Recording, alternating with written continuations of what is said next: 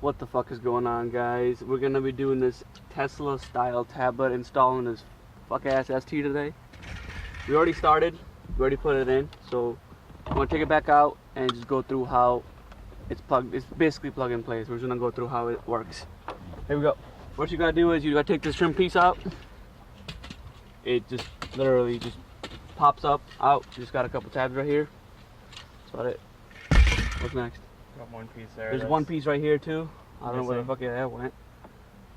And then you gotta pop this piece out, and you gotta use a T20 Torx. There's T20 right here, and take that out, and then they should just come out.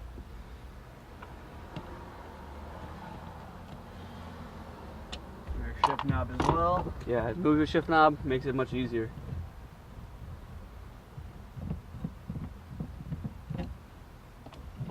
Don't lose that spring. Don't lose that spring.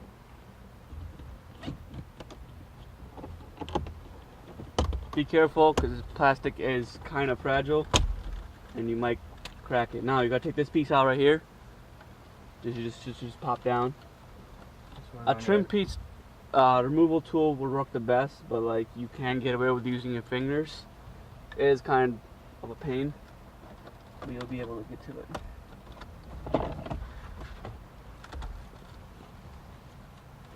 You gotta be careful. Or use a knife. Got the 2 screws in there too, I think. Key. Use a good old house key. You can use a good old house key. There you go.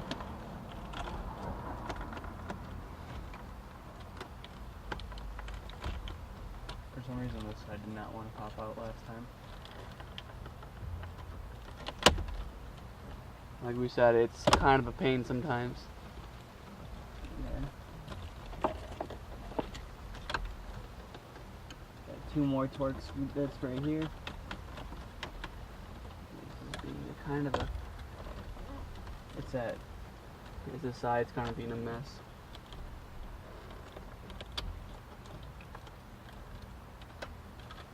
Get that clip. I could probably fit this under and get it out.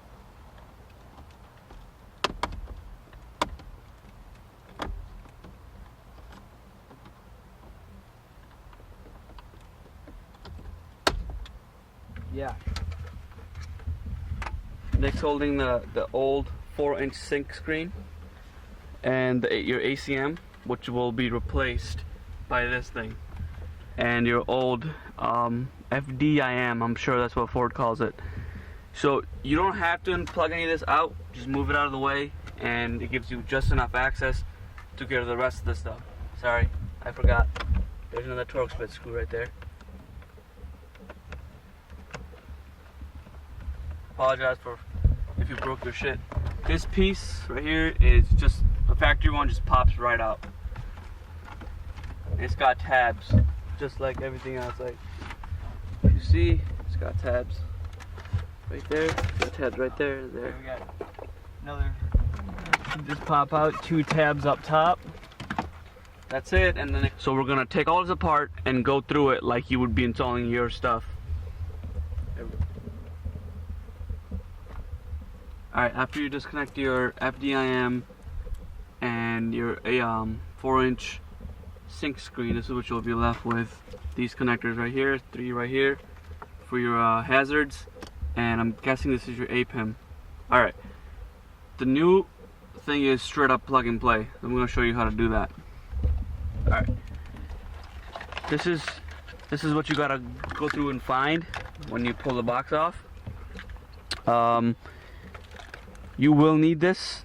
This is for your backup camera. It's kind of a mess. Backup camera and audio. And these are your 2 USBs. These cables right here. You can run them. You can run one to the one that's factory right here, but connected to the thing right here. And the other one you can run all over to the middle console. In your box of connectors that come with the kit, you'll find this. And it plugs into the back of the screen right here, and that's for your hazards. Also, don't forget to add this little, flip it over real quick, this thing right here, because that's what holds your airbag sign, and this will bolt you up to the car. Don't make sure you find this the right one, because there are two of them. I had other ones laying around here somewhere, but make sure you get the right one out. So in order to get the vents out, all you gotta do is push these three on each side to the side, and it pops right out. That's all that is. Just be careful, because they are fragile, and you probably will break them. Pretty much to grab power from the stock harness to the radio, so there's no fault in between. It's directly plug and play. All you gotta do is start plugging connectors together. This connector, just try to be careful with. The pins are very fragile on this while plugging it in. You're also gonna have a flip tab connector on there. Yeah, don't force it if it doesn't go.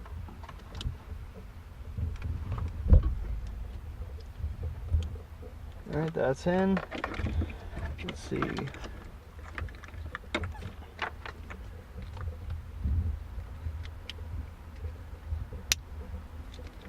One, two. And on this one, they do give you a radio adapter if you prefer listening to the radio over whatever you decide to use. Plugs right in.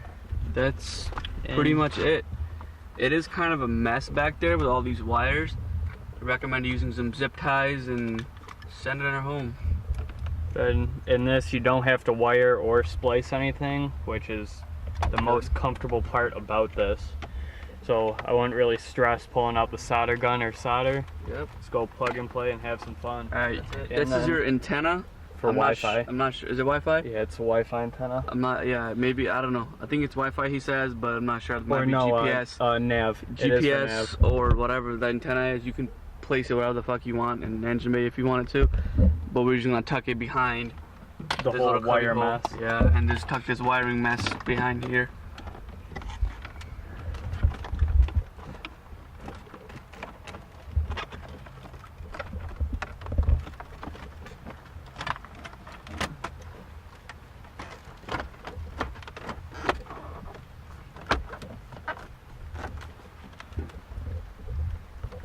That looks like it's in. This was a lot easier than last time. Trying to plug that in. So put your two Torx fits back into the dash. So there are two, not one. There are two. Yeah. We forgot the last one last time.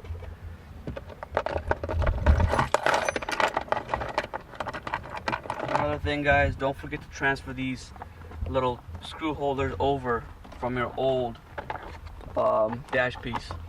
You'll need those. Might be tough a little bit, but don't force it if it doesn't go. Make sure you line up all the tabs. Make sure these little tabs right here, this tab right here, it lines up and all the tabs line up, and or you'll end up breaking something. Don't force it if it doesn't want to go. The old rule. Alright, here we go. First startup. Oh, it gives you the Euro focus. Can't even see the glares too much.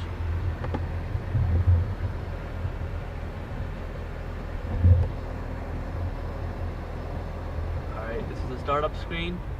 There are a couple of settings you might want to play with, like getting the video to work while sitting in the car, because it thinks the car is moving and it won't let you play the video, so you need to go to advanced settings right here. I'm not sure if it's the same password, but for this device, its password is 8861. And then you change one of these settings in here. You remember, Nick? It was, I think, switch while in motion. Yeah, right here. Can't watch video. Can't watch video in motion. You gotta switch that to off. And yeah, that's pretty much it. So now if you go to, I think it was Video. They give you the Fast and Furious trailer. Yeah, without switching that setting off, this thing wouldn't be like playing the video. Oh, another cool feature about this tablet is the phone link. If you're on Wi-Fi and your phone's also connected to Wi-Fi, you can mirror your iPhone or Android device, which is pretty cool.